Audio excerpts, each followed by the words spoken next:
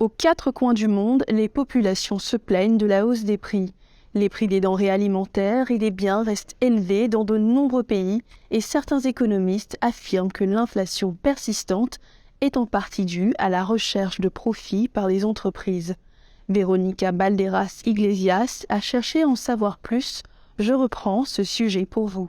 Au Fonds monétaire international à Washington, le chercheur Daniel Lee fait part d'un optimisme prudent quant à la possibilité d'une légère baisse de l'inflation mondiale cette année. La lutte sera longue. Nous ne pensons pas que la plupart des pays atteindront leur objectif de réduction de l'inflation avant 2025. Différents facteurs ont contribué à ce que les économies avancées et en développement dépassent leurs objectifs en matière d'inflation. L'un d'entre eux est la hausse des prix de l'énergie et des denrées alimentaires due en partie à la guerre en Ukraine. De nombreux pays sont également confrontés à des pénuries sur le marché du travail, en manque de main-d'œuvre, ce qui fait grimper les salaires. Dans les économies capitalistes, lorsque la demande augmente, les prix augmentent également. Mais certains analystes voient une forme inhabituelle d'inflation, alors même que, selon eux, la demande reste relativement stable.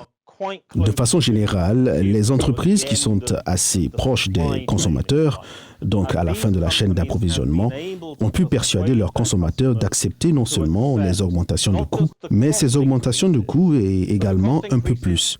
Et ce petit plus, c'est bien sûr une augmentation de la marge de bénéfice. Monsieur Donovan fait remarquer que cette approche n'est peut-être pas durable. Si les consommateurs commencent à dire que cette augmentation de prix n'est pas équitable et qu'ils ne paieront pas pour cela, les entreprises commenceront à s'inquiéter du fait que si elles augmentent trop leur marge de profit, la valeur de leur marque en pâtira. La Fédération nationale du commerce de détail représente un large éventail d'entreprises. Son chercheur principal, Mark Matthews, affirme que la demande des consommateurs a augmenté de façon spectaculaire et qualifie les arguments selon lesquels l'inflation est tirée par la hausse de la marge de profit de très simplistes. Je pense que bon nombre de nos membres pensent chaque jour à baisser les prix.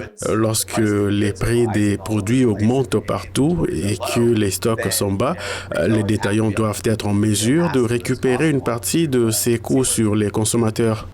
Certains pointent du doigt les bénéfices excessifs, tandis que d'autres notent que la maximisation du profit est la norme dans un système de marché libre. Les économistes affirment que les bénéfices peuvent également augmenter grâce à de bonnes pratiques de gestion.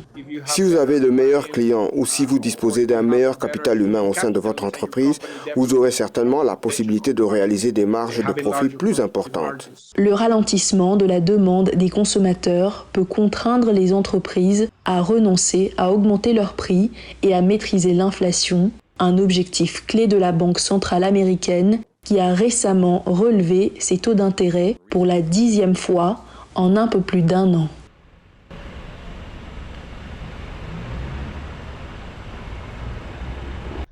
En procédant à cette 10e hausse consécutive du taux d'intérêt depuis mars 2022, avec une hausse de 5 à 5,25%, le niveau le plus élevé depuis 2007, la Réserve fédérale envoie le signal que la lutte contre l'inflation est encore loin d'être terminée.